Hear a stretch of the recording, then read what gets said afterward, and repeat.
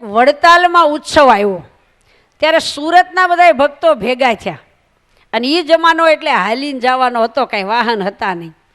તે વડતાલ ઉત્સવ સમયો હશે એટલે સંઘ ને તો બહુ હરખ, કારણ કે 12 મહિનામાં એકાદા વખત માંડ ઉત્સવમાં જવાય.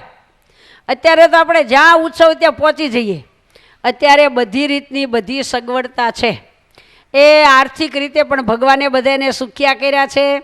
બધા એને ગાડી વાહનની સગવડતા છે અને બીજી બધી સગવડતા. ઘરે ગાડી ન હોય તો તે પણ ટ્રેનની બીજી ત્રીજી બહુ સગવડતા. જ્યાં જવું હોય ને તે ઉત્સવ સમયમાં જલ્દી પહોંચી જવાય.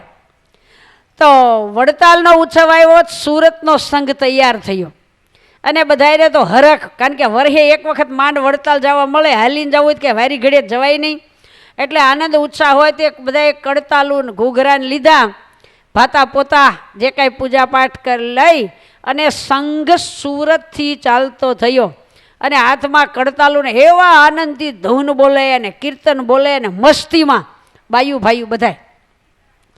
એ સંઘ નર્મદા કાંઠે આવ્યો. તો તે દી નર્મદામાં પુલ નહીં, ગોલ્ડન પુલ નહીં, ઓઈલો પુલ નહીં, એકેય પુલ નહીં. નર્મદા નદી ઉતરવી હોય તો વાણમાં બેસવાનું. પછી બધા વાણમાં બેઠા બિસ્તરા પોટલા લઈને અને કડતાલું લઈને એ વાણ હાલ્યું જાય છે નર્મદા નદીમાં ને ધૂન બોલે એવા મસ્તીથી કે હે મહારાજ, વાહ મારા વાલા, જય લક્ષ્મીનારાયણ દેવના આપણને દર્શન થશે.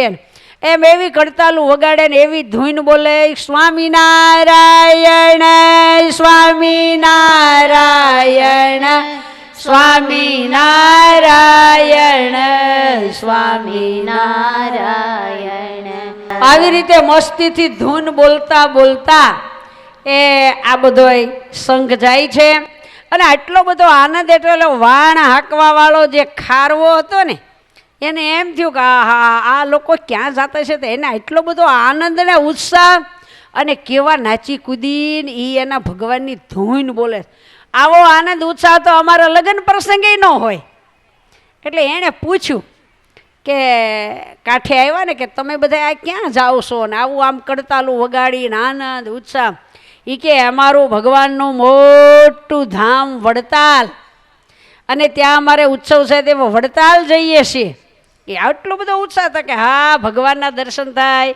મોટું શિખરવન ત્યાં તો મંદિર છે ને ભગવાનના પધરાવેલા હરિકૃષ્ણ મહારાજને એ આનંદ ઉત્સવ ને ત્યાં જાય એટલે દર્શન થાય, કથા વાર્તાનો લાભ મળે એટલે હરખ તો હોય જ ને.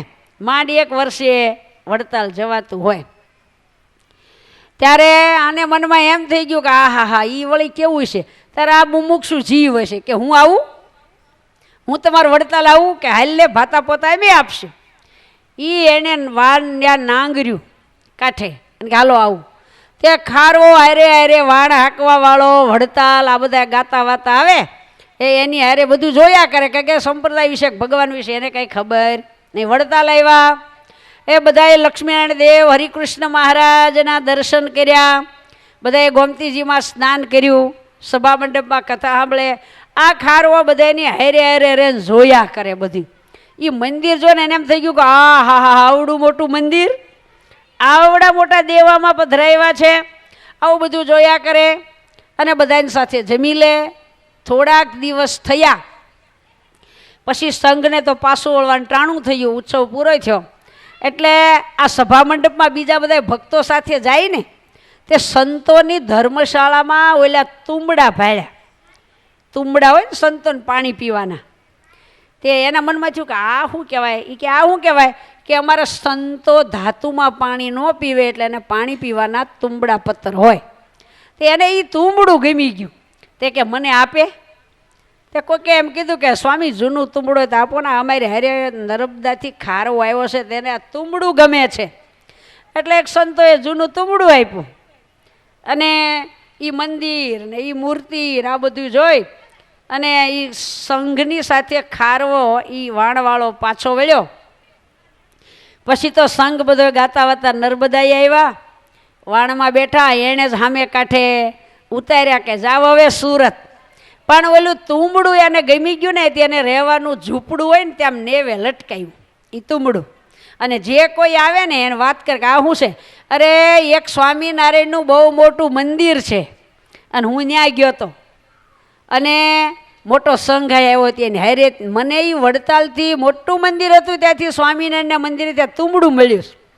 આવું એ કાયમ કે એમાં પછી તો ઘણા વરહ વૈયા ગયા, વૃદ્ધ થયો ને બીમાર પડ્યો, તો ઝૂંપડામાં સૂતો હતો ને, પણ એ સૂતો એટલે એની સામે ઓલું લટકતું તુંબડું દેખાય.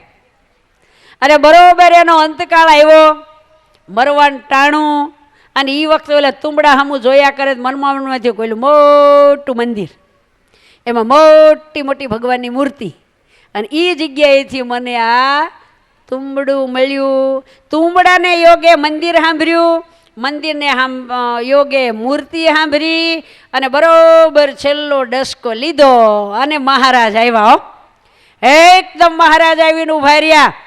એટલે હામું છે ને કે લે આ લબક જબક લબક જબક તમે કપડાં પહેર્યા છે, જરી કોણ છો તમે? કે અમે સ્વામિનારાયણ ભગવાન.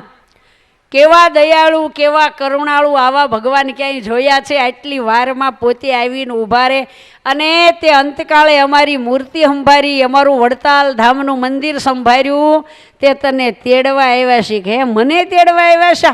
તો કે હા હા હાલો. ત્યાં તો દેહ પડી ગયો અને એના જીવાત્માને વિમાનમાં બેસાડીને સ્વામિનારાયણ ભગવાન ધામમાં લઈ ગયા તુંબડાને યોગે. તુંબડાને યોગે એટલે મહારાજે આ પ્રથમના ત્રીજા વચનાવૃતમાં કીધું કે ઉત્સવ સમય એટલા માટે મહારાજ કે કરીએ છીએ કે અંતકાળે જો યાદ આવી જાય તો એને યોગે મંદિર યાદ આવે ને એને યોગે મૂર્તિ યાદ આવે.